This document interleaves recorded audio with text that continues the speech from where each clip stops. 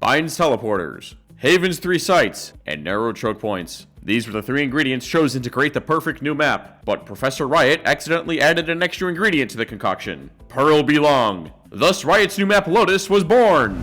Episode 6 is here, and so is Lotus, alongside a whole bunch of other features. I was lucky enough to be able to play Lotus extensively through the PBE and think that I have it figured out already. And lucky for us, parts of this map are going to look really familiar to other maps we've seen before. So grab your notepad, take some notes, and prepare for some free RR. Because in this video, I'm teaching you exactly how to play Riot's newest map, Lotus. Oh, I'm sorry, what's that? You think that Lotus hasn't been out long enough for me to know the meta on this map, and that the meta is going to be very fluid early on? How could anyone possibly keep up with a constantly shifting meta? Well, that's our job. We at SkillCapped have map courses for every map that show you the ins and outs for each and how they should be played. They're constantly updated to account for whatever the new meta might shift towards. And we even have a Lotus course in development right now. Or if you don't care about the maps, we recently launched the Ask a Pro channel on our Discord, where SkillCapped subscribers can ask our Radiant coaches any questions they have on how to improve, and they'll get an in-depth response. I mean, take a look at some of these responses. Just like your professors or tutors, we know our stuff. So come check us out at SkillCapped. I promise you, you won't regret it. So you know how in that whack-ass intro I made, how I referenced a bunch of maps? Well, if you stare hard enough at how Lotus is laid out, you'll start noticing similarities between this and other maps. First of which being A main. This part of the map really reminds me of B long on Pearl, but instead, defenders can actually defend from it. The thing with Pearl B long is that if you're attacking it, you're either going to be up it or you're not. There's no like in between, right? You can't really default B long. But something I noticed about it is that defenders really only need to hold this one choke point, and they don't have to worry about this third of the map. Similarly to Haven A lobby or Pearl Belong, it'll be smart if you're an attacker to default a smoke of some sort to block this cross between root and rubble off. This applies a lot of pressure to defenders, because now they have to worry that someone crossed to the other side, giving them more angles to worry about. And if you're someone who loves to lurk, A is going to be a lot of fun for you. Now once you cross over to rubble, the game now turns into how well your team can scale up A main. This is where things like drones, flashes, and smokes come into play, similarly to Icebox. You want to scale up A main so that you can pinch the site through tree. Tree is extremely important as an attacker, and almost reminds me of Dugout on Pearl. Without this space, you're simply not giving your team enough room to work with and are going to get pinched really easily on the retake. So now that you ran it up A, took tree and half site,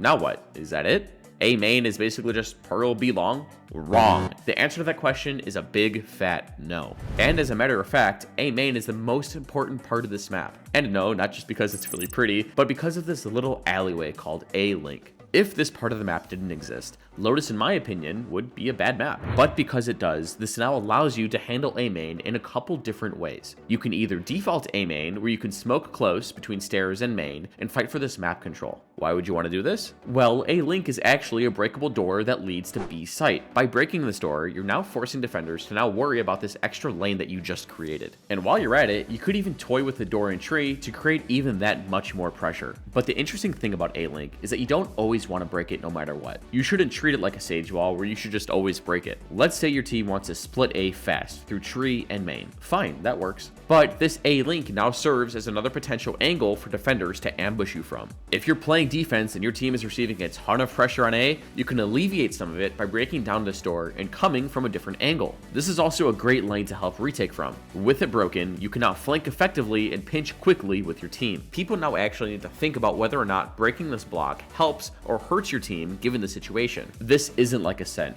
where you just break that window and garden and it never really matters. This block is a big deal. And because it exists, it gives attacking teams an option on how they want to play A main. So, if you haven't figured it out by now, I think A main is the most important part of the map, and there's different ways you can handle it. You can scale up A main and split quickly. You could default A and break the block and play with the door. You could smoke the cross and leave a lurk, or you could just leave it alone altogether. If there's anything you take away from this map guide, it's that A main is king. Okay, that's enough talking about A. Let's focus towards the middle of the map. And I'll be honest, B main honestly makes you feel claustrophobic. It's very similar to B side on Haven. You can get pinched from C door, C link, Heaven, A link, or even B main itself. And there's not a lot of places you can really try and hold sight from, just like on Haven. If defenders know how to retake properly, it shouldn't be that hard to do so. And on top of all that, B main itself is a pretty narrow choke point. One molly in, your whole push is basically done for. What you could do instead is split the site through A link. And then this fact backs up the point I was making earlier in that A link is arguably the most important part of the map. But A link in of itself is a narrow choke point. So again, mollies are going to hurt a lot. But if you do somehow manage to not get clogged up by a molly, you you should try and plant quickly, get out, and play spam. What B is good for though is that it's a great way for defenders to rotate. This could be to flank C through door or A through A link, but because of this also makes another great spot to lurk for attackers. Similarly to B on Haven, where people will walk up mid and hold for rotates, you rats should look to do the same on Lotus. Now personally, I think that C site is a tough site to simply rush down. Something I forgot to mention as well is that the spawn barriers on this map heavily favor the defenders, as they're a lot closer to these early fights that you're forced to take. So agents like Yoru or Chamber could walk across Mound and get into a strong off angle and then just get out. But that's not the issue I have with this third of the map. The issue is that this section is basically Crossfire Central, and this is why I mentioned how these doors are similar to Bind's teleporters. Let's say that your team wants to run it up C main and just hit C. Well, if defenders know what's going on, players in B main hit the switch and flip open this door, creating a temporary crossfire between them and the C main players. This is similar to the hookah teleporter on Bind. But let's say that this doesn't happen, and you somehow manage to make it past Mound and into C site. Well, there's an immediate crossfire, narrow choke point as soon as you walk in. Defending this site shouldn't be an issue, as it's basically split B site except a lot smaller. And for those of you who don't know, slamming B site on split head on is basically a death sentence because of the crazy crossfires and mollies that can clog up the entrance. On split, you would have to split B through mid if you wanted to go B. But on Lotus, you can't really split C. I mean, what are you going to do? Run through B into like C link? I mean, that's just silly. What you could do though is have a lurker go up B main, you guys go through Mound, open the door, and pinch anybody trying to play in B main. But if you guys want to split B like this, it wouldn't make much sense, because regardless on how you slice it, you still need to go through a pretty tight choke. Honestly, I don't think it's a good idea to slam B or C unless you have some form of game-changing ultimate to use.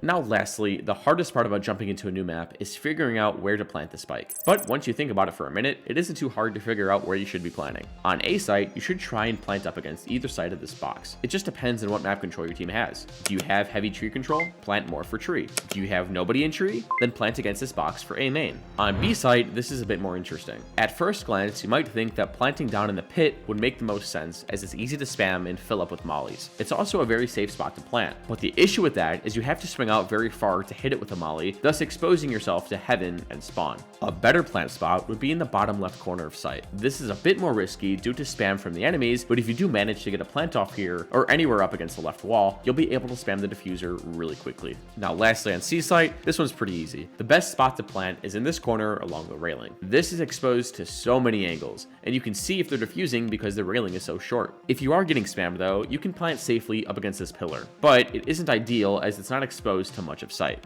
So after playing this map in the PvE, trying out a bunch of different agents, funny strats with my friends, and then making this video, I'm excited for it to make its way into ranked. It takes many aspects from a couple different maps, but I feel like they've refined them in this map. A lot of people aren't going to be ready for this map to drop, but after watching this video, you should know exactly how each site works, its ins and outs, and what to do. Anyways, if you guys enjoyed the video, be sure to drop a like and subscribe to the channel down below. It really does help us out. And keep in mind, every time a new map is added to the game, Riot gives us a specific queue to play it in for a couple weeks. But for some reason, you always get those people in your ranked games who just never know how to play it despite it being out already. Don't be one of these people. Check out our website and stay up to date on the Lotus meta and have an advantage over whoever you're facing. Or if you're a higher ranked player, you can be privately coached by some of our Radiant level players. Now with courses, coaching, Smurf commentaries, a 24/7 Ask a Pro Discord channel, ask yourself, are we really not worth it? Now quit wasting RR and come check us out at SkillCapped. We'll be waiting. And yeah, that's it. Thanks for listening, guys. I'm Teets, and we here at SkillCapped want to thank you all for watching,